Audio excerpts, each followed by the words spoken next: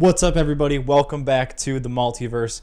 It's me, your host, Xander, back again with another episode. Welcome to episode 3. So excited to have you guys here. We got a lot of great stuff that we're going to get into today. We're going to talk some F1. We're going to talk some NBA. We're going to go over a lot of the crazy news that's been going on with the NFL and the coaching changes.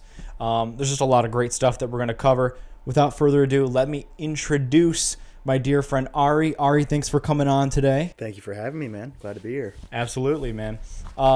So we have a tradition on the pod where we just started where we do some rapid fire questions. All right. So I have about, I think, 6 or 7 questions to give you. So why don't we get into that, and then I'll kind of give an overview of what we're doing tonight. All right. So rapid fire question 1. If Max Verstappen does not win a championship this year, does he leave Red Bull? What's your answer there? So I feel like it depends on a lot of things. So if Red Bull's like kind of in the hunt and they're kind of like, okay, you can see some like clear path to where they can get back to contention if they aren't, I feel like he probably wouldn't leave. But obviously, you know, if the car is just absolutely nowhere, if the engine's just not where it needs to be and stuff, I think he could definitely be, you know, on the market. I'm not sure. His contract goes to like 2028, so I'm sure he has exit clauses and stuff. So I don't think it's totally out of the question for him to leave. But also at the same time, you know, if he is leaving, you'd think, you know, he might just retire because it's something he's talked about before. Right. That would be crazy. I mean, it's one of those things where it's like you're kind of watching Lewis right now. If he doesn't, you know, perform at least at the top level or up to a top 5, he was probably like the 6th or 7th best driver. I'm not trying to do that over and over again. Last year, you know, so I totally agree with that because you want the drivers to leave when they're on top. It's not always fun to see them go down. All right. That's a good answer. Okay, question 2. Because of the MVP award and championship, is SGA already surpassed Russ for you, Russell Westbrook? Do you mean like his franchise GOAT? Yes. Yeah. His franchise GOAT. Well, I'm going to say no, and here's why. Individually, I think he is already a better player than Russell Westbrook ever was. He's already, I don't know if he's necessarily peaked higher, but he's done more. He's won a championship. He's a Finals MVP. You know, he's averaged 30 for 4 seasons now, I think we're coming up on. But I think just Russ is different because he's just so passionate. And that kind of, like that kind of effort and energy and passion that in itself is generational. Like, I'm sure unless something like Kevin Durant happens, like that scenario, there's no way that, you know, Oklahoma City doesn't cherish Shea in a way kind of like Russ. But I think for now, Russ is still the franchise GOAT just because of, you know, I think also because, you know, post Kevin Durant, what he did for that team. Yes, absolutely. Yeah. Like, you know, he put him on the map. He did. Yeah, he kept him on the map too. Yes. You know, it was a really rough time for the franchise, and then he's just kind of like, you know, that knight in shining armor, I guess. So, I think from a sentimental standpoint, no, Shea is not the franchise GOAT. Okay, yeah, I love that answer. I mean, Russ is probably my favorite player of all time. No, same. Just the high energy, the hustle. Like whenever I like played basketball, I always, you know, try to have his level of hustle and mentality. We're going to question 3 here. This is one that I really thought was pretty difficult. It's a would you rather question, okay? Ooh. All right. Think about this. Play prime competitive Overwatch with a full stack of our friends. So we're talking 6v6 prime Overwatch competitive, okay? But you are on Volskaya Industries Attack, okay? Might taint it a little bit. Or play prime R6, so 5v5 with a full stack of our friends, but you are on Stadium Bravo Defense, if you recall that map. Do you remember? I unfortunately recall that. Yeah. Funny thing about the R6, I'm actually starting back the R6 cycle tonight with some of my buddies. So, it's a really tough one. So, honestly, I think it's still Overwatch for me. I mean, I guess if you're going to play on 2 bad maps, I feel like I'm probably going to pick the game that had the better peak for me, and also the one I was probably better at overall. You know, Overwatch was basically our lives for a solid, 2 or 3 years at least. But I think there were a lot of highlights on R6 for sure. But I think just personally, I had more fun with Overwatch back when it was a good game. Yeah, so I think it's pretty easy Overwatch for me. Yeah, and that, I mean, that's a great answer. I mean, when you have a full team in Overwatch, like that might be like my favorite gaming experience is when you have a full squad in Overwatch. R6 certainly, but I feel like there's a little more versatility with R6. Like you can do the 2v2s. We've had fun with that. And also with R6, I feel like you got to take it really seriously. There's no like you can't like goon around in Overwatch. Right. I mean, you don't respawn. Yeah. You can't just do whatever and hope it works. Absolutely. All right, good answer. It looks like we got 3 more here. This one's a little faster. Would you rather listen to experimental jazz or Mongolian throat singing? I mean, if I was Leo, I'd say the jazz, but I think I could probably tolerate a good amount of Mongolian throat singing. Okay. Yeah. That's a good choice. I mean, there's a lot of interesting aspects to that genre. I'm not too familiar, but it might be interesting to look into. Yeah. Question 5 out of 6 here. Would you rather drive the RB19 around Austria or the W11 around the famous Hockenheim ring that is no longer on the calendar? Ooh. Oh, the Hockenheim ring, man. I love Hawk. Honestly, just because I think just track wise, I'd probably rather do the W11 in Germany. I mean, Hockenheim is one of my favorite tracks. I have no clue why it's not on the calendar still. It's kind of ridiculous. Well, I don't think they race much there at all anymore, actually. It's not too much. I mean, it's probably like, the German like GT3 series with like all those companies and stuff. But I really don't know why they don't race there anymore. And like, and like they don't even bring it up when they're talking about like bringing back old tracks and stuff. They don't even mention it either. So like, I don't know why it's not back. But I probably would rather drive the W11 at Hockenheim. For question 6, I have the multiple choice question. This is our final rapid fire question. Choose your perfect day sports edition. There are 4 options here, and I can repeat any, if you need. So A, would you rather get some shots up with SGA and OKC? You fly out to OKC, you get a little one-on-one training session, get some shots up with SGA. I mean, unbelievable experience. All right, the next one. B, hit the field and run some routes with Josh Allen, the Bills training facility. Be another absolutely fun day. You don't have to go very far. This one is pretty sweet. Visit Imola with Daniel Ricciardo and get to take a spin in a McLaren P1. Okay, that is C. And then D, another challenging one. Host the Swag Sports in Chicago at the Bulls Arena and the Bears Stadium, with some other friends obviously included. We get a full roster going. Oh man, that is I mean, I'm a pretty great route runner myself, so I feel like going with Josh Allen, it's pretty good. But I think I might have to pass on that one. I think just because I'm just such an incredible athlete. I can't risk getting hurt. It's pretty dangerous running routes. Especially if it's on turf. Forget about it. I gotta. I gotta keep in shape. I can't risk an injury. Honestly, I might go for Imola with Danny Rick in the P1. I was thinking that too. Yeah, just because like, I've always wanted to just like drive on a track where I can just like go all out, like driving around Buffalo. Like what am I gonna do? My car is 190 horsepower. Right. I'd probably say that because Imola is my favorite track of all time. I love Danny Rick. The P1 is a great car. That's a very, very fond car in my heart. Yes. I feel like, I mean, I think I might have thrown all the eggs in one basket with that question. I mean, I got your favorite track, one of your favorite drivers, and one of your favorite cars. I mean, it's pretty elite.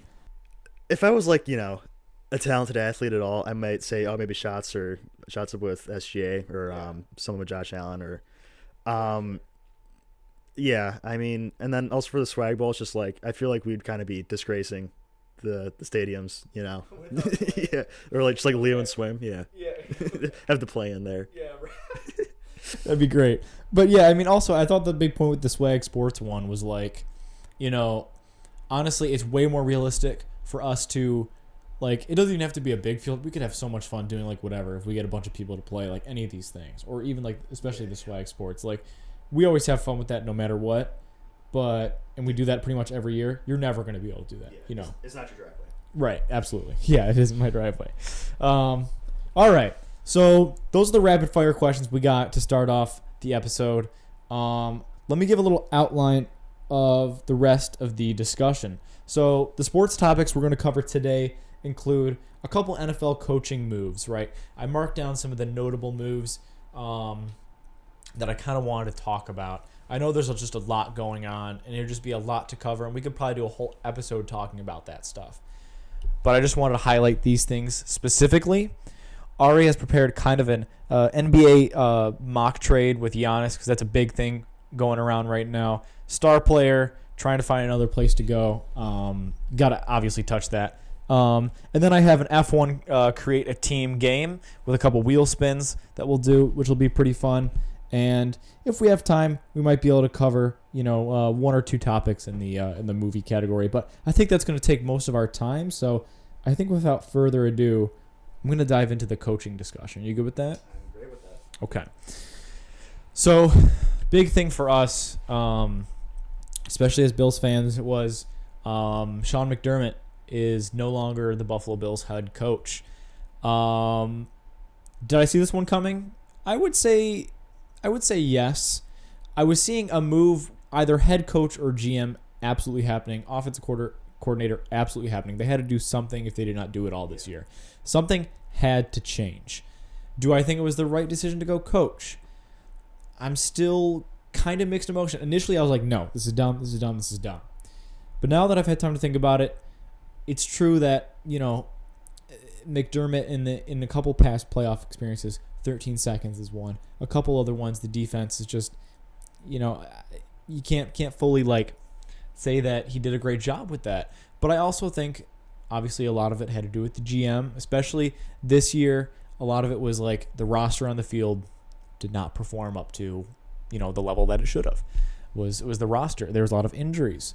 So when we're going over this McDermott Brady, switch, I'm kind of still working through it a little bit. I don't know. I felt like the GM should have gone before the head coach.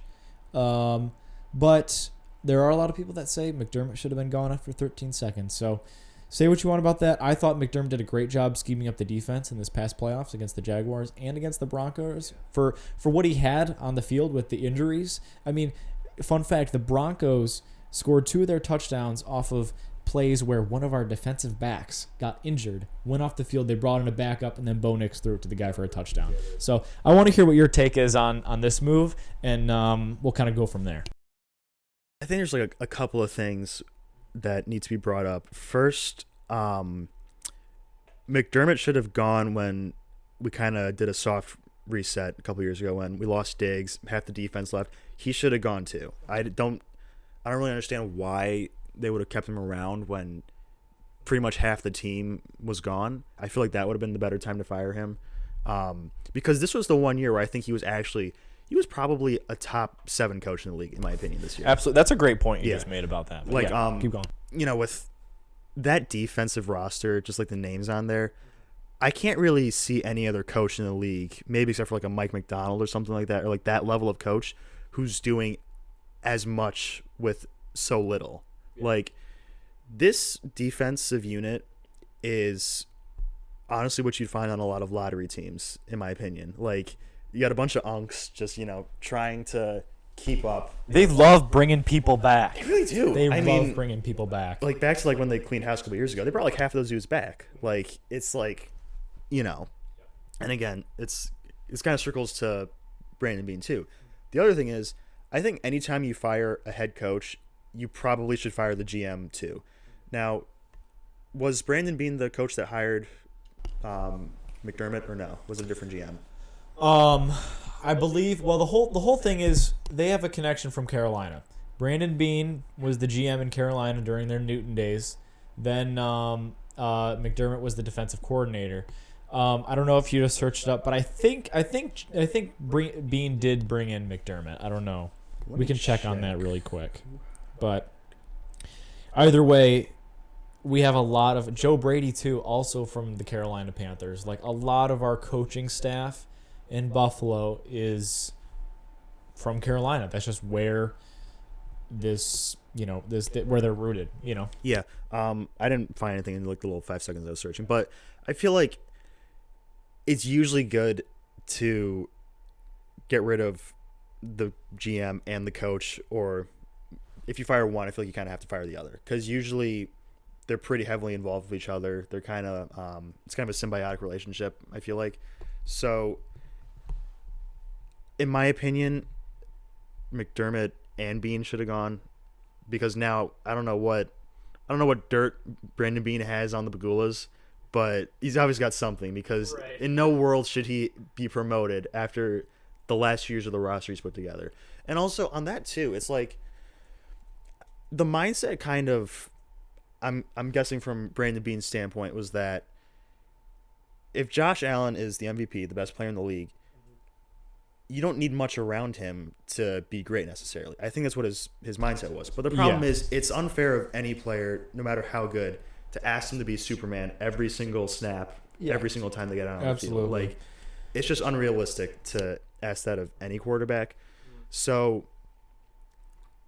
I honestly didn't expect the McDermott firing either. Like, as soon as that game was over, I was not thinking, okay, McDermott needs to go.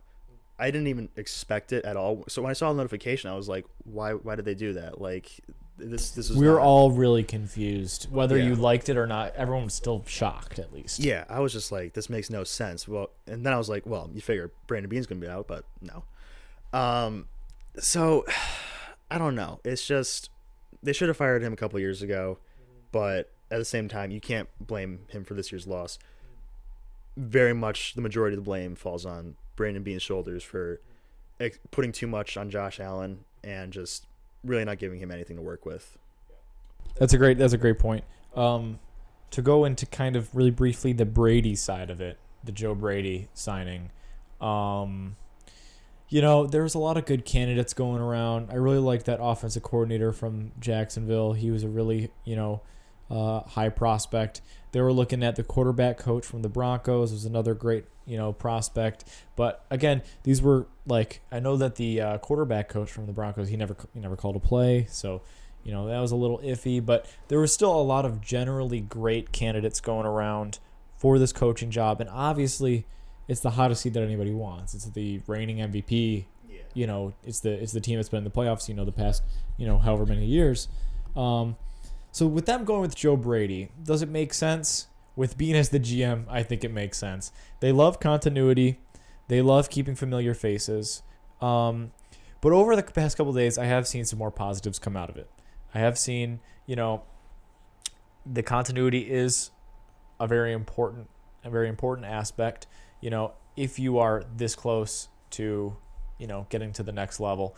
Yes, you could say they've been this close for however many long. Maybe they need to rebuild, but I don't think it's like a soft rebuild. I don't think they need to go back and pull from so many different places, get rid of so many guys, because with how competitive the AFC was this season, there's a great chance of it being that way next year. So with the Brady signing, if I could rate it on a scale of how confident I am for next year, I'm still very confused. I have to see where the draft goes. I have to see where they pick up as defensive coordinator, because they really need to figure some things out. So I'm kind of at like a 6 out of 10 right now. There's still a lot that I'm unsure about.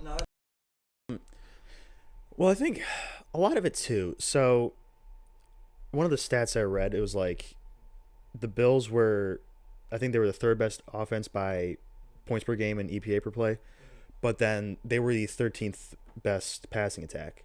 And if you look at like Josh's stats for when in the last 2 years when Joe Brady was offensive coordinator, and you compare it to like the earlier years when it was like Dable and stuff like that, his passing yards have fallen off a cliff. Like, he has not broken 4,000 yards with Brady. So I don't necessarily like the way that Josh is used some of the time, because I feel like he's got one of the best arms in the league. I feel like not using that more is kind of a crime. Like, you have so many, and I guess it works, but you have a lot of James Cook runs, a lot of a lot of tush pushing, I guess, and stuff like that. I mean, at a certain point, it's like, okay, you don't have the personnel to necessarily use Josh's arm that much, but also at the same time, it's like, well, I don't know. It wouldn't hurt necessarily to open things up a little more downfield. Right. So it's yeah. yeah. There's a problem where Joe Brady believes that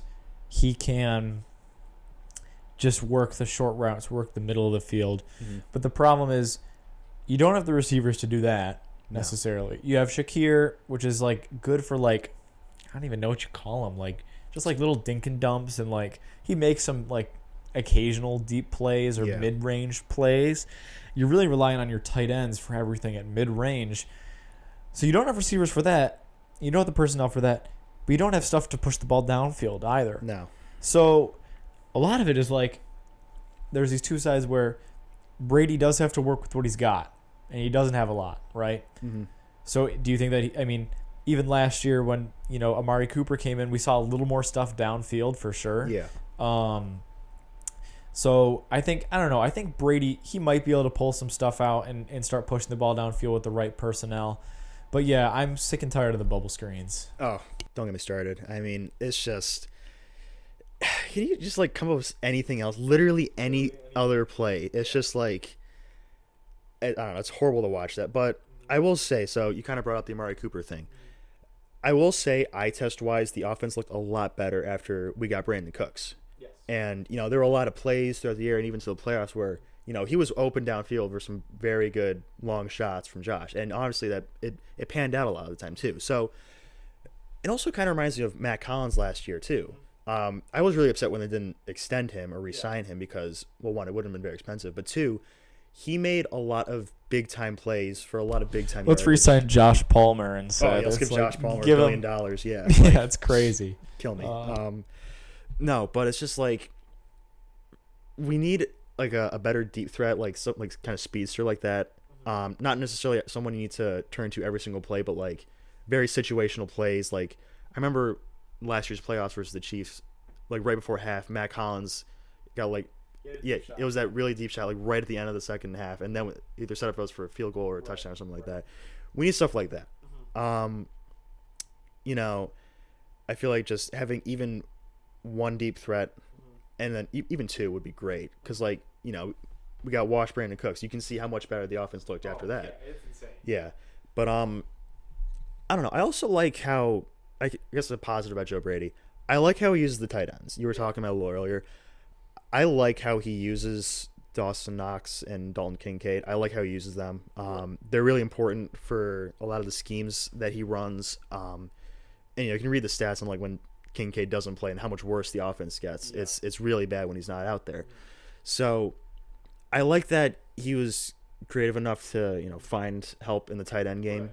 But at the same time, it's also like, as we said, there's so little diversity in the play calling. Yeah. It's a lot of this like, it's like mesh or inside zone or a screen. It's just like, at some point you gotta be a little more creative. And like we've seen that he can be creative at times, but he's just, I don't know why. I don't know who's telling him to like do this. Like, I don't know what little devil on his shoulder is telling him to just be like, oh, let's drop the worst play imaginable on 3rd and 12 and see what happens. Right. Yeah. I don't know. He's kind of. He's also kind of bipolar, I feel like, in the sense that, okay, sometimes you can have really good ones, and then some plays are just horrible. They're going to be disastrous. Yeah, I totally agree with, like, diversifying the offense up there. Yeah, I mean, it's like, to cap off the point here is, what you said about Dalton Kincaid, too. As long as if he can somehow figure out how to stay healthy and not be made out of glass, that would be awesome. Because he elevates the offense so much.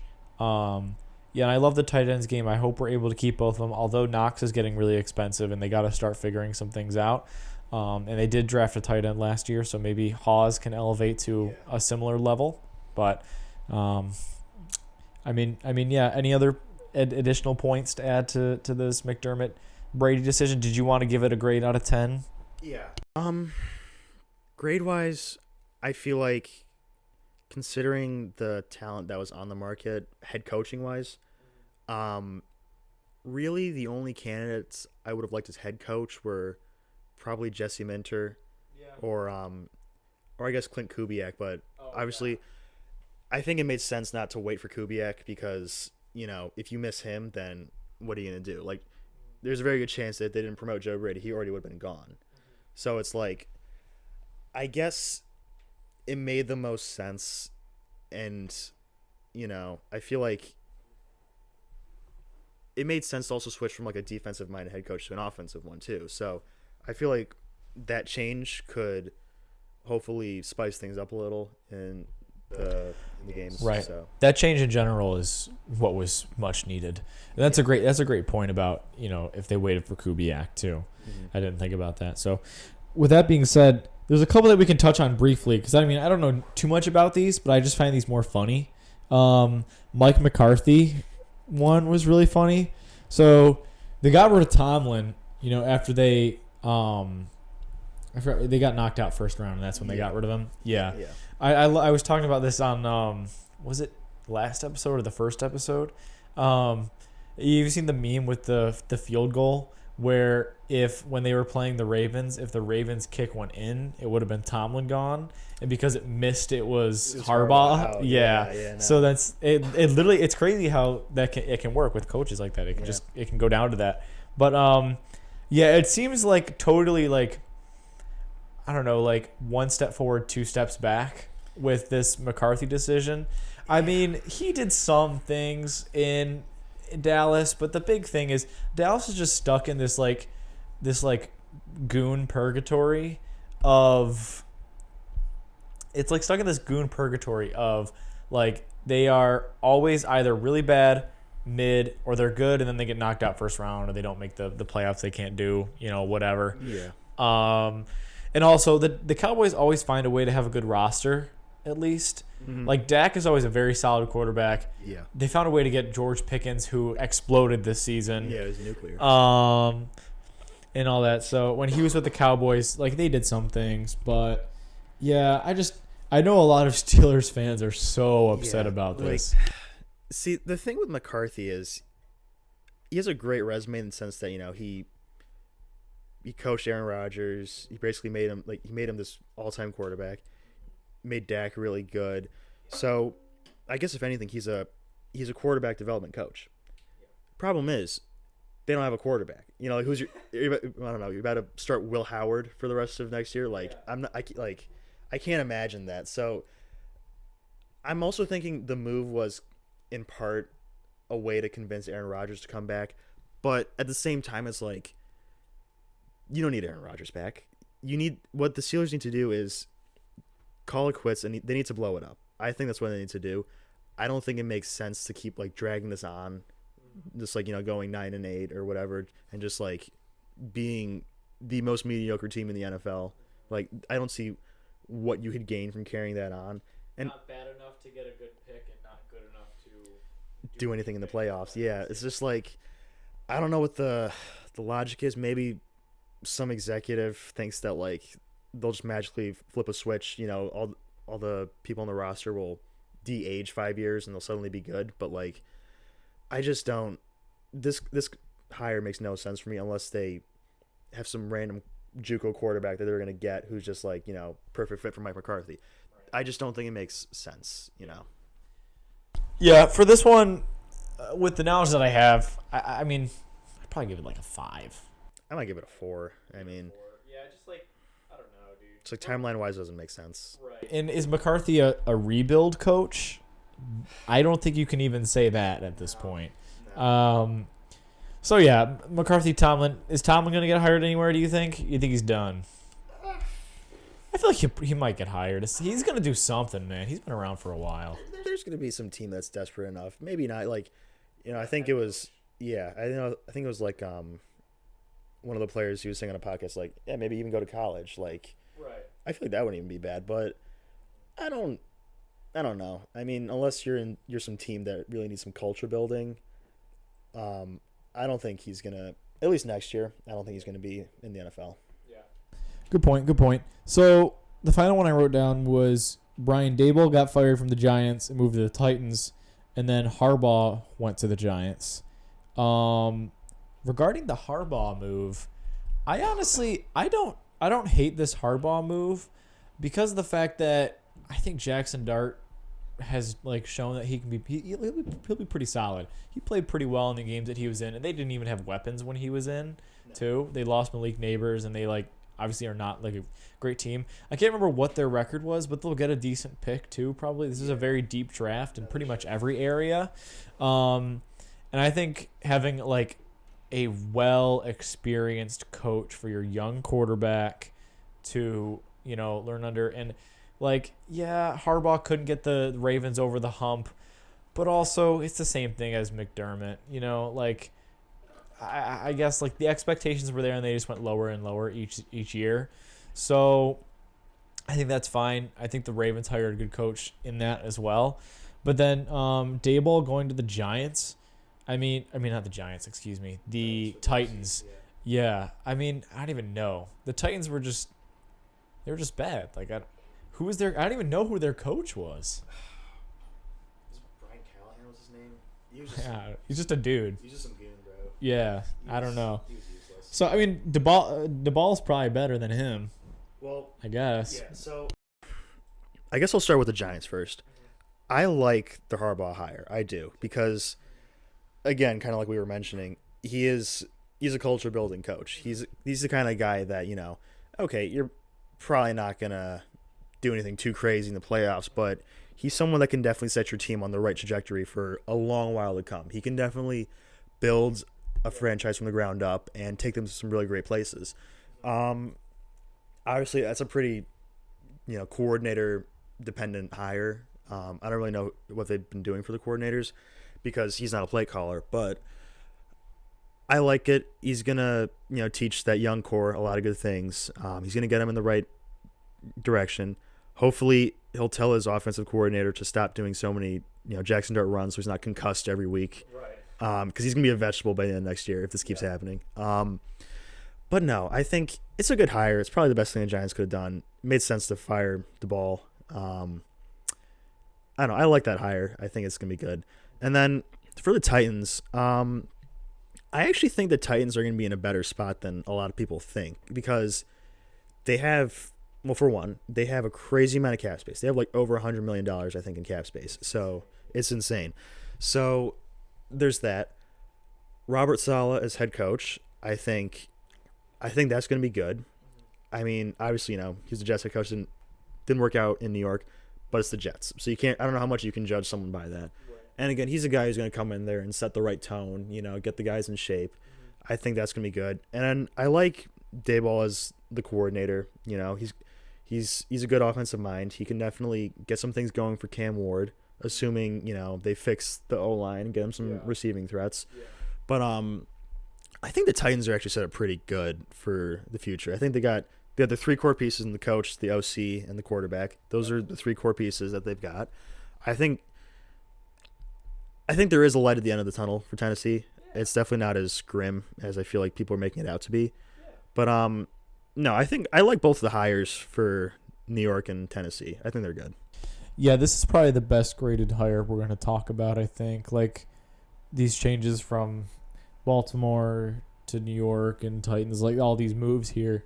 I mean, for the Titans grade, for what they have right now, I'm probably giving them like a 7 or an 8, I think. I think it's like... I did that too. Because, like you said, you have your main three core pieces that you can build off of.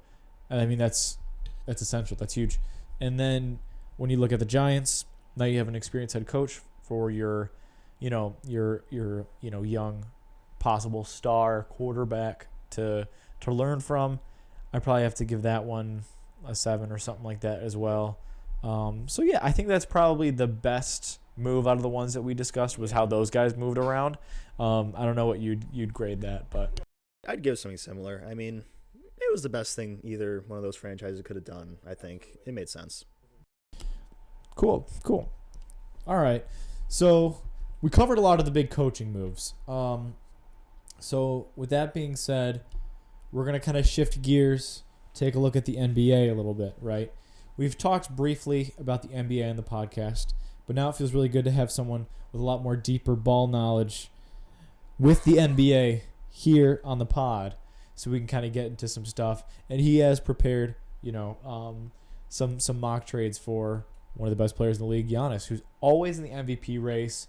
He's always been a star player. I mean, not always. He had to rise up the ranks a little bit, but ever since right before the championship run, man, he has just been hot. And the thing is, that Bucks team, man, he always finds a way to keep them in it. But it is finally time to move on. So why don't you give me your takes, and we'll kind of talk about it from there. Yeah. So I think a couple of things before I start. Obviously, I'm not a GM. I don't think a team would hire me right now.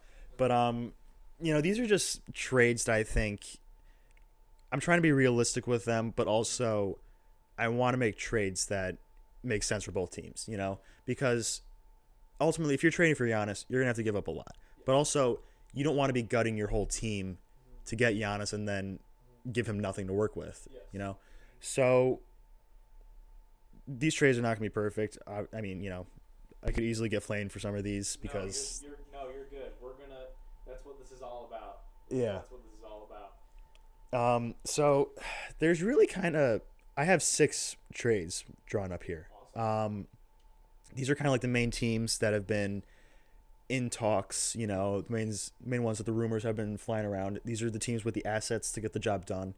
So the first team I have here, the Toronto Raptors.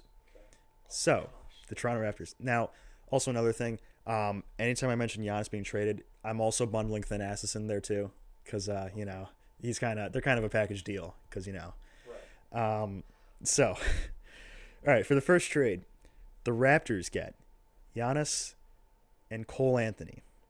The Bucks get Emmanuel Quickley, R.J. Barrett, Jacoby Walter, a 2027 first-round pick, a 2029 first-round pick, 2031 pick, and then 2 second-round picks. So, for the Raptors, they have a lot of assets, right? They have not made any big trades basically ever since like Kawhi, which really long-term didn't do anything for them. Yeah. So they have all the assets to get it done. They have a really good core, with Scotty Barnes and now Brandon Ingram. Okay. They got GD, Grady Dick. They got him too. Right. Who actually has been pretty bad this year. He's not been great. Right. So I'm not like a huge fan of this trade. I know the Raptors have been talks a lot. I'm not like too big on it. I guess the first thing, the ceiling of Quickly and Barrett, I feel like they're not going to get much better than they are right now. Obviously, they're good players, but I don't really think that like they're not people you start a rebuild around for sure. They're both pretty limited and they have some big flaws in their games. A lot of talent, but also this is year I think 6 for them. I don't know how much better they could realistically get.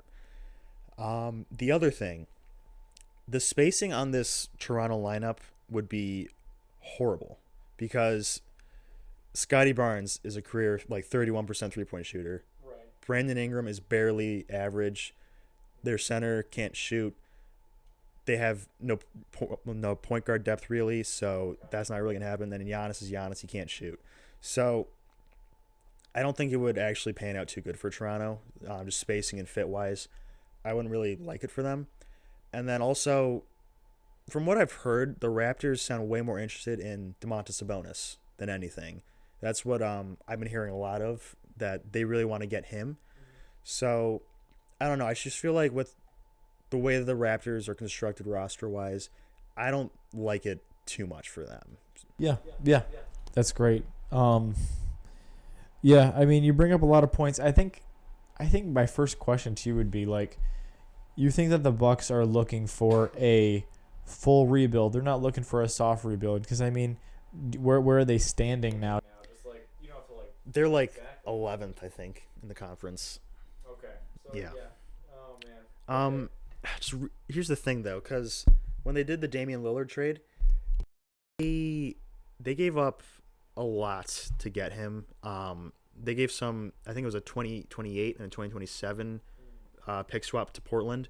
So the thing is, they can't afford to be completely horrendous for the next 2 or 3 years because of those pick swaps. Because then Portland's just going to get some really good picks. So they need to remain at least a little competitive, I think, because it doesn't make sense unless they somehow get those picks back. We'll talk about it a little later with those picks, but unless they get those picks back, they can't really be in a position to go full tank. Yeah. Wow. Yeah, I mean, the idea of Giannis being in Toronto sounds super like I'm saying like the city, like in like it being close by would be kind of cool, I think. But again, it's like so many of these things. It's you have to give up so much to get that guy, but he's also not going to want to come if there's nothing to work with. It's not going to make that much of a difference if he's got nothing to work with, you know. Exactly. Literally, he would be like do not come. Like he would not want to go. It's insane. Yeah. So yeah, with your explanation about the situation with the Bucks, right? They can't be horrible because of the pick swaps in Portland, and then also the guys that they would get from Toronto in that mock trade is it much that will help you be at least a little bit competitive so that you can do a soft rebuild? Because I mean, from what you described, I don't think so. So it's really not an ideal situation for both parties there, honestly. Yeah. I mean, it's probably the weaker of the offers I have on here. But anyway, moving on. Let's keep going. Team 2, a team that's always, tangled up with these superstar talks, the Miami Heat. So, Okay. the Heat get the Antetokounmpo brothers, and then the Bucks get Tyler Hero, Simone Fontecchio, Khalil Ware, Jaime Jaquez Jr., a 2030 first-round pick, a 2032 first-round pick, and a second-round pick. Yeah. So right off the bat, I think there's a lot more potential for the players Milwaukee's getting back. This is a more player-centric pick or a trade, I guess. Obviously, Tyler Hero, he's still getting better. He was an all-star last year. Khalil Ware, he's a really good young center. He's got a lot of potential there. Jaime Jaquez, he's proven himself as a very valuable rotation player. Miami's been trying to get Giannis in one way, shape, or form for years now. Like, it's always a talk of the offseason, like, oh, Giannis is going to Miami. Oh, it's going to happen. Never happens. So they would keep Bam at the Mayo? They would. So in this scenario, yes, they would keep Bamante. Now, in real life, would they actually be able to keep him? I don't know, because I don't know. Excuse me. I don't know if they'd actually be able to keep him. I feel like the Heat would want to keep him in a trade just because, he is probably their best player. It wouldn't make sense for them to necessarily give him up. Right. But like fit-wise, I think Giannis would work good there. I like him with Norman Powell and Bam. And the Heat still have depth too. It's not like they're completely giving up everything here. They still have a lot of good players. They're very good at developing young talent and stuff like that. So I wouldn't be too worried about that. The main things here, though, are Pat Riley. Okay. This dude has done nothing since signing Jimmy Butler. Legit nothing. He has done nothing. Like, with Damian Lillard, he specifically asked to go to Miami. But Pat Riley couldn't get it done because he didn't want to trade Tyler Hero. They could have gotten Donovan Mitchell when he was leaving Utah. They could have done so much, but Pat Riley is just not budging on a lot these days. So I'm not confident he could get the deal done. I feel like he'd be too stingy about it. And then I guess the other thing, the pick compensation isn't that good. You're only getting 2 firsts here. They're not for a while either, not for another 4 years. So I don't know. Pick-wise, this is a little weaker, but I think player-wise, you definitely have a lot to look forward here. But ultimately, I just don't think that it's, enough draft compensation. Yeah, like you said, the players that they would get back are so unbelievably, better than the Toronto situation. I feel like if you're looking at it from a franchise perspective, that's also a more preferred destination. Especially for a superstar, the revenue that brings in for the city as well is fantastic. Also, free agency-wise, more people are going to want to go there because, A, it's Miami, but then B, it's also Giannis there. Right. They're not going to want to go to Toronto. Let's be real. Right. Yeah, it is tough to get people to go there in that situation, but especially two way more valuable players in Hero and Jaime Jaquez as well. Yep. And then you're right about if you're doing a soft rebuild, if the Bucks went with a soft rebuild, right? then you are probably looking at more, hey, let's get more draft picks to help the guys that we already have. But the thing is, they don't have guys right now, anyways. So that's where it's more like, you know, do you really value the players or the picks more? And here, this trade scenario, it's definitely more player based. So I guess we'll see as we keep going if there's one that will really balance out and be the number one option for him. Before we get to the next trade, another quick thing too about this soft rebuild. Financially, Milwaukee's in a pretty bad spot because of Damian Lillard's contract. So, for those who don't know, to get rid of Damian Lillard, they had to stretch his contract out over a pretty long amount of time. So, I believe for the next 5 years, they're going to be paying him $20 million a year not to play for the team. So, financially, things are not too good for them. So, I don't think they could really pull off a soft rebuild because they can't really sign anyone because, you got Dame's contract still lingering. Crazy situation. Yeah. Okay. All right. But moving on, Team 3. This is actually a 3-team deal. One of two. Okay. We have the Knicks, who would get Giannis, and also the Blazers are in this. So, the Knicks get Giannis and Thanasis and Drew Holiday. The Bucks get Karl Anthony Towns, Tyler Kolek, Pacomi Dadier, a 2030 Knick swap, a 2032 Knick swap, 2028 they get their second round pick back, and then in 2026 they get a Knicks second round pick, and then the Trailblazers would get OG Anunoby. So, let's walk through this trade here.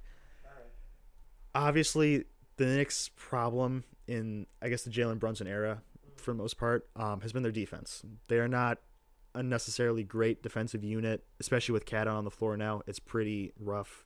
Like, I don't know if you've been watching. Like we can outscore them. Yeah, like I don't know. I mean, if you've been watching the Cat tape recently, it's been pretty bad. He's been stinking it up pretty bad the last couple weeks. Offensively and defensively? Yes, both. I think he's averaging like 14 points per game the last couple weeks. That's so sad. I love Cat. Yeah, my zesty king. Yeah, so the Knicks obviously they get Giannis, but also they get Drew Holiday, which helps really in the backcourt defensively, which is where they've been struggling a lot. You can either have him come off the bench, you can have him start with Jalen Brunson to plug some defensive holes. Obviously, you got the championship connection with him and Giannis; they're good friends, so there's that. Now, here's the big thing. So the 2028 Milwaukee first round pick. This is one of the picks that was in the Damian Lillard trade. So this is one that Portland currently has the rights to. In this trade, the Bucks will be getting their rights to that pick back, basically in exchange for OG Anunoby. So the way I have this working, I would think that the Trailblazers would be willing to lift the swap rights on that pick because they get Anunoby. Because I feel like Portland's in a state right now where you can't necessarily say they're rebuilding because I think they're 2 wins below 500 maybe. They're definitely in contention. They had a lot of promise. They got a lot of great foundational pieces like Denny Avdia and Donovan Clingan and people like that. And also this kind of adds to their already pretty great defense. That defensive identity that's really forming right now. So I like Anunoby for the Blazers. And then obviously they get off Drew Holiday's contract too, which is nice. And that kind of opens up the guard rotation more for some of their younger guards. Hopefully, you can get Scoot to do something. Maybe see if he actually does something. Maybe he actually is. Maybe he's good. Yeah. Yeah, there's that. Okay. And then for the Bucks, it's like we were saying about staying a little bit competitive just so they can get their picks. So in this scenario, they still don't have control over one of those picks. I think it's their 27 pick. Portland will still have that. But I feel like by having Cat on the roster, you can at least stay a little bit competitive to the point where you don't have to worry about, Portland actually swapping picks with you and, losing that pick. Right. And also, too, you can, if you really want, you can flip Cat again for more stuff because he's still a desirable asset to have. And I'm sure he wouldn't necessarily want to be in, a losing situation in Milwaukee for that long. So there's that. Fit-wise, I like this for the Knicks. They got some decent spacing around Giannis. Bucks, stay competitive a little. Trailblazers add a ceiling-raising piece. So I think it's pretty good all around. So I guess the only two things I have here about the problems. The Blazers might want more to remove the swap rights on their picks. So assuming Milwaukee is completely horrible, those are going to be really good picks. They're going to be probably top 5, honestly, if Milwaukee really stinks it up. So there's that. They might want more than just OG Anunoby to remove the swap rights. And also the Bucks, they're not getting a lot of young talent. I mean, Tyler Kolex, he's a solid point guard, definitely can crack a rotation. But Komi Dadier, he's looking like a bust. He doesn't really look that good. Maybe it's a change of scenery that would help him, but honestly, I don't think it would be too much of a help. I just don't think he's got that much potential. Sure. But no, for the Knicks, this is kind of like it's an all-in thing because they already don't have any other picks because of the Mikal Bridges trade. So they're kind of So that's why I couldn't really offer much more. Like these are pick swaps that New York is getting, not just straight up picks because of the Stepien rule where you can't trade consecutive first round picks. That is all I could do for the picks. Right. So it's player heavy. Yeah. Because swaps are like, it's almost like it's not the same level as getting a. Yeah, there's still like exceptions where you might not actually end up getting the picks and stuff. Right. So it's like, but also it's just a really all-in move for New York because I feel like at this point, they gotta do something. I don't think Cat's working. I don't think. I like the trade at the time because I thought he was an upgrade on Julius Randle, but also at the same time now I think we're at the point where, he's not really got his head in the game. He's not really putting in the effort. I think it's time they get rid of him, even though it was only a year and a half. I don't think it makes sense much to keep him there anymore. So I don't know. If what they're working towards is getting Giannis, I mean, your level on the defense just skyrockets. Yeah, I mean, especially with the liability that Cat has. Yes, you lose Anunoby, but to get Giannis at this stage in his career and at the stage that you're at where it's like you're at that level where you need an extra boost to go far. Yeah, you need an extra push. That I feel like if I'm the Knicks, it's totally worth it to go get your championship or try to get it now. Like this is the year to make the finals in the East. This is it. Because next year Tatum's going to come back, and Celtics are already really good without him. So it's just like there's a bunch of other teams coming up too. It's like you might as well go on this year and see what you can do. Where are the Celtics like standing wise? Briefly, They are second. Really? Second in the East. That's unbelievable. Yeah. Okay. Wow. Yeah, I knew they were like at least up there. I didn't know they were number 2. Yeah. Good. Wow. Yeah, and Tatum, he's really out all year. It's seeming like he's not going to come back for the playoffs. Yeah. Per Woj. Yeah. Okay. Woj, come on the podcast, please. Yeah. All right. So what you got? 2 more or 3 more for me? We got 3 more. So this is honestly the trade I think is most likely to end up happening. So this is another 3-team. This is a second 3-team deal. It's the Warriors and Kings. So in this trade, the Warriors get. And I'm going to be honest, I was watching a YouTube video and I saw this trade. I really liked it, so it's not totally my own. So the Warriors get Giannis and Thanasis and Malik Monk. The Bucks get Jimmy Butler, Moses Moody, Brandon Podziemski, Golden State's first-round picks in 2026, 28, and 2032, 2 second-round picks from Golden State, and then Sacramento's 2028 first-round pick with a top 10 protection on it. And then the Kings get Jonathan Kuminga. So this would end the Kuminga, trade saga. The Kuminga-Bazinga era. Yeah. I won't say his other nickname. So obviously for the Warriors, this is literally offering every single pick they have to trade. This is every single pick that they can offer. Because at this point, no point keeping Jimmy Butler on the books when he's probably going to be out he's definitely out for all this season, most likely all of next year. And, he's old. He's not really going to be coming back from the ACL injury that great. Doesn't really make sense to keep him. Right. So he's more of just a tradable contract at this point. Right. These draft picks I think are going to be really good for Milwaukee. The 26 first from Golden State, probably not. But like the 2028 and the 2032 especially, those are going to be really good picks. Right.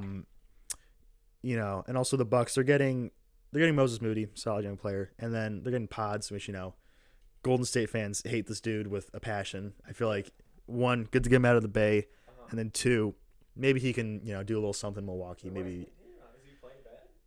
he just sucks apparently. I mean, I'm not a Warriors fan, but like I know they just hate him. Like every time I see like anything from a Warriors fan or anything, it's just like I hate Pods. Pods sucks. Like to be honest, when I'm watching the film, he's kind of not that great. But also, I feel like he was better in the past though. he had some good rotation. he had some good games in the playoffs last year. But also I feel like Golden State fans have too much expectation on him as well. They kind of want him to be the next Klay Thompson, which he's not. But I feel like he probably could do with a change of scenery. I feel like it wouldn't be the worst thing. Yeah. The Warriors. So also about the Warriors, they also do get Malik Monk, which I feel like he kind of fills that, I guess, that Jordan Poole role that they've been missing. Yeah. Spark plug off the bench, who's a pretty consistent scorer, can score at all 3 levels. It's a good. He's a good player to back up Steph a little.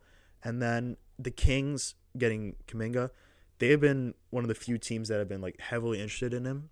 So I feel like at this point it's good to get rid of Kuminga in Golden State because he's just been getting DNPs and all that. So it's time for him to go. He should have been gone a while ago, honestly. But I think the Kings would like that just because they can get Kuminga, take a swing on him, do something to maybe save their future because it's pretty rough over in Sacramento.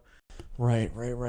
Yeah, they really fell off a cliff after that run a couple years back. They did. Mm-hmm. But, other than that, I mean, it's the Warriors. Like, it's a last-ditch effort to win something with Steph. Like, if you don't do it with this trade this year or next year, that's it. But at least you can say you tried. Like this is what people have been asking for. They're asking like the Curry and Giannis thing has been going on for yeah, or even just getting Steph help. Like I feel like if you're the Warriors, it doesn't make sense not to make this move because what do you got to lose? Like. I don't see much downside to this move. The only problem I could think of is that Giannis might not fit the Warriors system as well as you'd think per se. Because think about it. Damian Lillard and Steph are play style wise, are very similar players. A lot of threes, a lot of off ball movement, stuff like that. Obviously not the same caliber of player. Steph is way better than Dame. But the same thing applies. Like we thought that, Giannis and Dame in the pick and roll is going to be like impossible to guard. Like, how do you guard that? Right. It was pretty easy to guard because it turns out Giannis isn't a very good screen setter, so the pick and rolls never really worked. But there is a little part of me that wonders if like it won't actually be that good just because they might not fit that well. Because there's always a chance that it's not going to work out. I mean, they can still run the pick with Dre, and then you can have Giannis do. He didn't have, like Draymond's just he's such a unique offensive piece that's like he can probably cover up a lot of the holes too. But that's like the only real concern. Pick setter for a guard ever because he like what he did for him, and especially in their playoff runs is pretty incredible. But yeah, I like that. I do like that one the most just because it would just add another element to Golden State getting in the playoffs and also just like at least one or two more like last runs with Curry in the playoffs is just so thrilling with Giannis on that team. I mean, it would blow up. It would just be crazy. You know what I mean? No matter how far they get with what you're saying, what do the Warriors got to lose at this point? Their franchise guy is going to be done soon. I mean, there's been you've seen a dip in play, especially as well. But gosh, yeah, that would be super awesome. You might as well do your franchise goat right. All right, so these last 2 trades, they're probably not as likely. Especially the last one. We'll get to the last one. The last one's just like, you'll see. But so at trade 5 here, I have the Timberwolves because there's also been some rumblings that Ant and Giannis want to play together. So Timberwolves get Giannis and Thanasis. The Bucks get Julius Randle, Jaden McDaniels, Leonard Miller, a 26 and a 2030 first round pick, and then 3 second round picks. So the thing with this one, like I just said, Ant and Giannis, it's been reported they want to play with each other. You're good. They want to play basketball with each other. So for the Bucks compensation wise, Minnesota doesn't really have a lot of draft compensation because of the Rudy Gobert trade. They don't have that much to give up, but I still managed to get 2 firsts out there. You get Julius Randle, kind of helps you keep afloat a little bit because in this scenario they're not getting their Portland picks back, so kind of helps you keep you afloat. Jaden McDaniels, is a very good young player, great defender, one of the best perimeter defenders in the NBA. I like that for Milwaukee too. Leonard Miller, he's kind of, I don't know. I just threw him in there because I think I like his, just like the idea of him. He's a 6'10" forward, pretty athletic. He's kind of got some ball handling abilities. I don't know. It's just kind of a throw in there, just kind of like if it works, it works. You might as well just throw him in there. I feel like Milwaukee wouldn't say no. Yeah.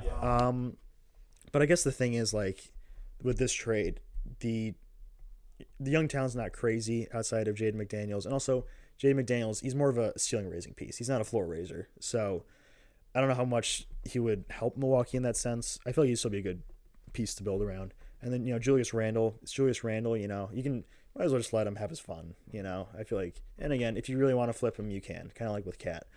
But, and then the draft compensation's not crazy either. It's only 2 firsts, and honestly, they're probably not going to be that good of picks, especially the 26th one. So I don't know. That's just kind of one I threw in there because I heard a lot of rumblings about the Timberwolves. I don't know if you have any thoughts on that. It's kind of just, Yeah, I mean, what if they threw in Gobbert? You think if they threw in Gobblert, they could possibly replace the hole that Giannis left? Gobbert's pretty good, man. I don't know. Sorry, that was a little bit of a clip farm. No, these guys tearing up the league, But he's one of my favorite players, so especially on 2K, great times. But yeah, no, I do like that one just because, again, like when you pair a star player with another star player, it's always exciting, especially because like how those guys are both too extremely high energy, and Giannis, the dunks on that team would be absolutely awesome. So just for aura, I might have to pick that as my favorite one so far. Although the Steph one just like it seems like the best for like for the Warriors especially to go out with. You know what I mean? Yeah, it's the one, honestly, from what I've been hearing, it's the one that has the most traction. It's the one that seems most serious. So it's probably gonna end up being that. But for our last trade, who else but the Los Angeles Lakers? I had to do it. No, I would. I'm sure you would love Utah. I'm sure you would. Oh my gosh, that'd be so bad. It's like, dude, you think about it, who's he playing with? I don't even want to think about that. But I had to throw the Lake Show in here. It's the Lakers. It's LeBron and Luka. You know. So Lakers get the Antetokounmpos, and then the Bucks get Austin Reeves, Rui Hachimura, Jared Vanderbilt, Dalton Knecht, Maxi Kleba, a 26, a 28, and a 2030 first.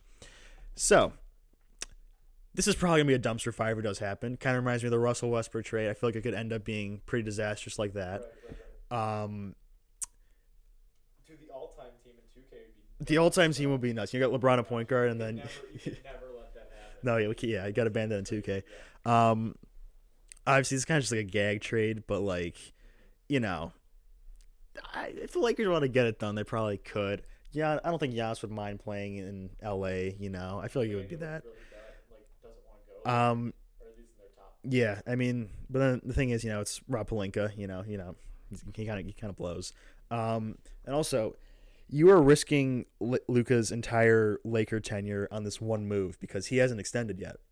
So if this goes wrong, you are guaranteed to lose Luka in free agency. So it also just completely knocks out any depth the Lakers had, which they already don't have a lot. So that's all completely gone. And then also it's, the Laker tax / spotlight, it's going to be under a microscope from everyone. So it's just like, again, gag trade, not really serious, but also at the same time, it's like, it is interesting to think. It's the role players that the Bucks would get aren't horrible. I don't know how they've played this year. I mean, Rui's solid. Reeves was really good at the beginning of the year. I don't know how he's doing now. I'm sure the Bucks would like to have Austin Reeves on the team. I think he's someone you can have fun with. Gives the fans something to come to the stadium for. It would be fun just watching him drop like 25 points a night. Why not? It's a solid young piece. The picks are pretty solid too. Yeah, this is just kind of a gag trade. Yeah, no, but thank you, dude. Thank you for sharing. These have been great. Great picks, great conversation. Going to be so much to look forward to over the next, couple days. Hopefully this episode can get out. And there's like we were kind of joking about this earlier. Hopefully there might be a trade happening right now, and that would be horrible. So hopefully we can get this out before a trade comes. I was like, oh, it's not that. Okay, like, we're good. If he got traded, I was like, actually, let me sure. Although it would be awesome to talk about it right now, though. Yeah, like, it would be crazy. Podcast, yeah, live reaction. Clip, just be like, yeah. Oh man.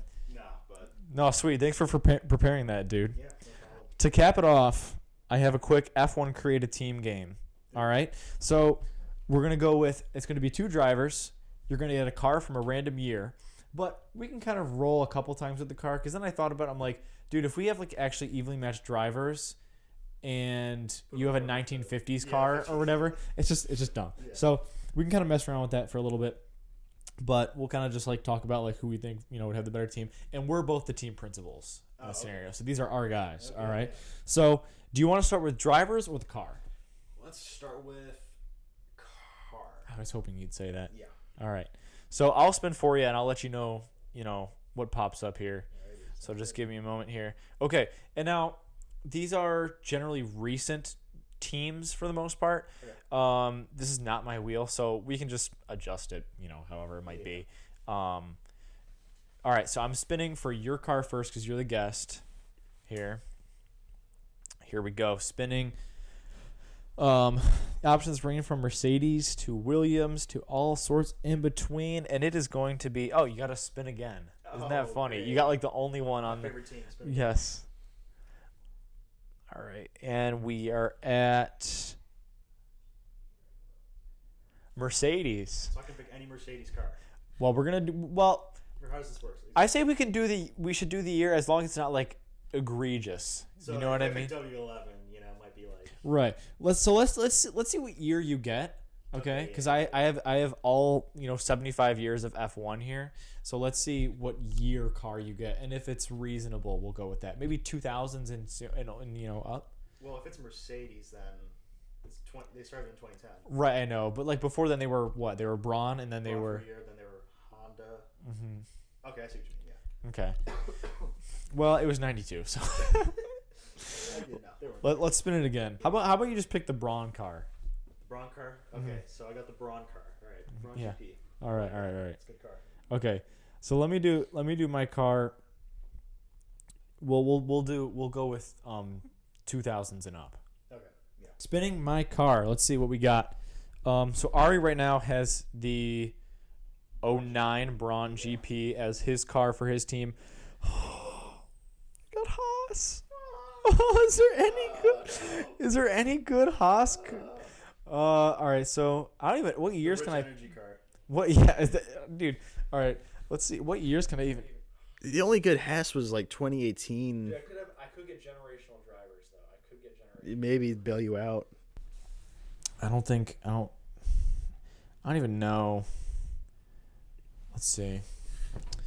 All right, so I might just have to pick whatever the best performing Haas car was. We might have to do a little switcheroony.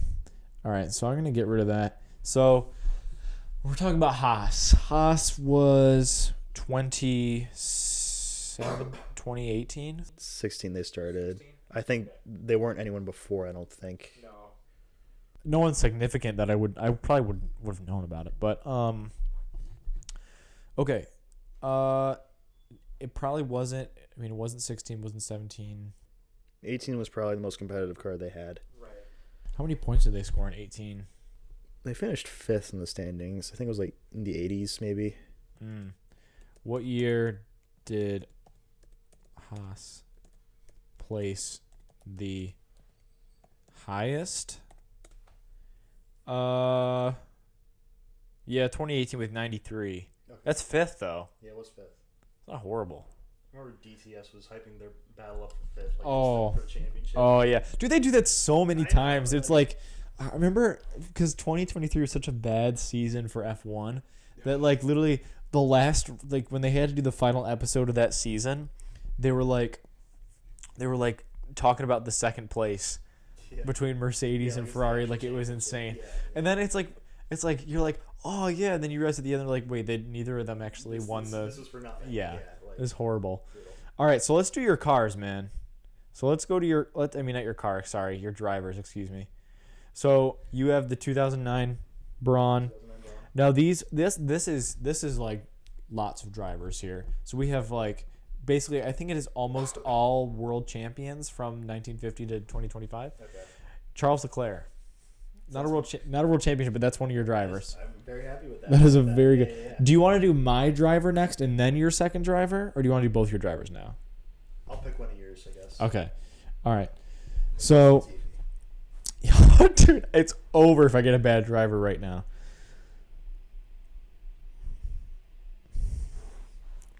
Kimi Antonelli. Oh. No, there's a chance. There's a chance. That dude should All be right. in college with us. Yeah, literally. All right, I'm spinning for your second driver. If it's actually insane, I'm giving myself another spin. You got Graham Hill, 62-68 world champion. He's pretty good. Graham Hill's pretty good. Yeah. All right, so you got Charles Leclerc and Graham Hill in the 2009 Braun. Okay? Love that. Okay. Now, is your driver not going to be a teenager? Let's see. Some serious writing behind that. Jackie Stewart. That's a good pull. That's a good pull. That's a good pull. Okay. All right. Well, it's tough because we don't know what Kimi can do yet. Because I actually believe a lot in him. I think he's really good. So maybe this discussion will have to be revisited back in the future. Yeah. But if we're taking so your team principal, you have your two drivers. You have Graham Hill and Charles Leclerc. Yeah. Okay. You're taking those guys into this season. Your team has been added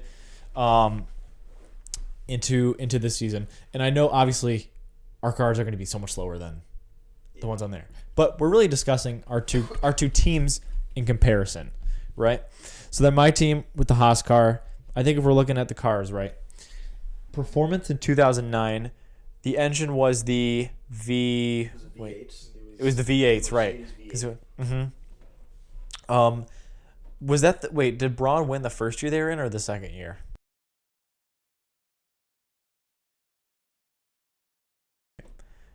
Yeah, okay. So I mean it's a world champion car. Performance.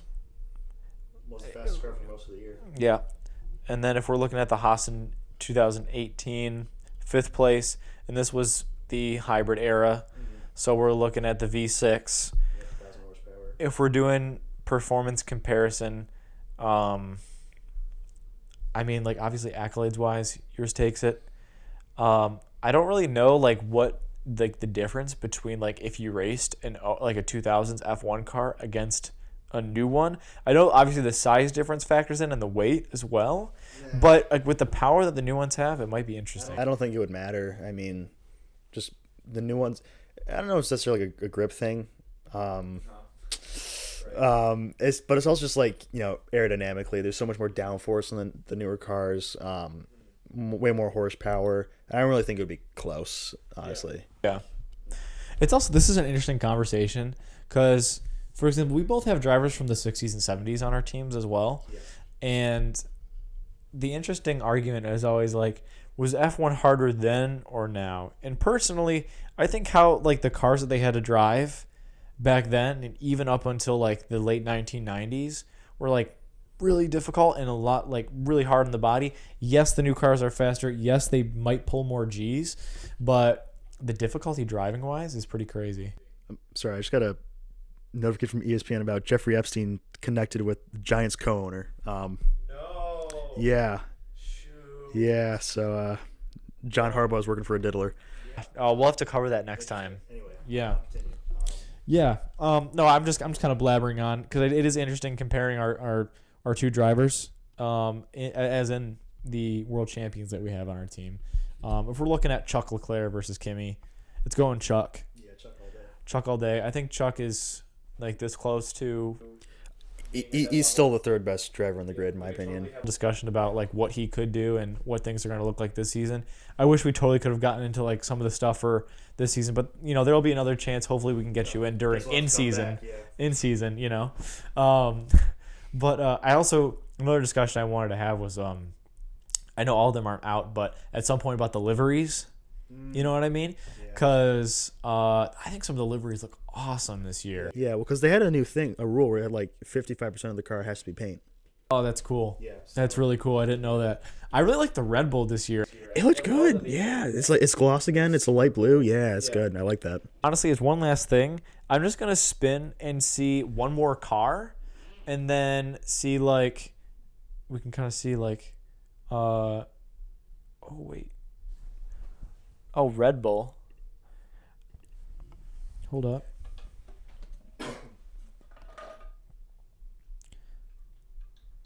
The 2025 Red Bull. Do you think this would make any difference if we both had like equal engines, right? Equal performance here. Performance. I mean, constructors, I'm probably winning here, but Right, because of Chuck, and he has the experience in the era too. drivers, I mean, I don't even think Jackie Stewart or Graham Hill's better. I guess that's the conversation there. I mean, that's hard to say. I don't actually know who would be better between. They're both very good. 3 world championships to 2. What car was Hill in? Hill was in the Lotus, I believe, and then Jackie Stewart. He might also have been in the Lotus. I think he was. Oh, dude. Yeah, we might just offset, and then I think obviously Chuck has the era performance like difference as well. But I'm not trying to slight Kimmy. He just doesn't belong in this conversation. Yeah, I don't know, dude. I should have next time. I'll even out the playing field a little bit more, so I can't get like stuck with Haas or something. Racing Point was on here. Racing Point. Yeah. Oh, I forgot about Racing Point. Remember the 2020 car? Oh my gosh. Jeez, the pink Mercedes. Yeah, also known as Force India as well. Oh, Force India, man. VJ Malia, remember him? Yep. Oof. Dude, that was such a fun episode on the on the Drive to Survive. Yeah. It's so good. It's so good. Well, I think at that point, we're kind of just going to cap things off. We went over a lot of great stuff this evening. So thank you again for coming on. It's been a pleasure talking to you.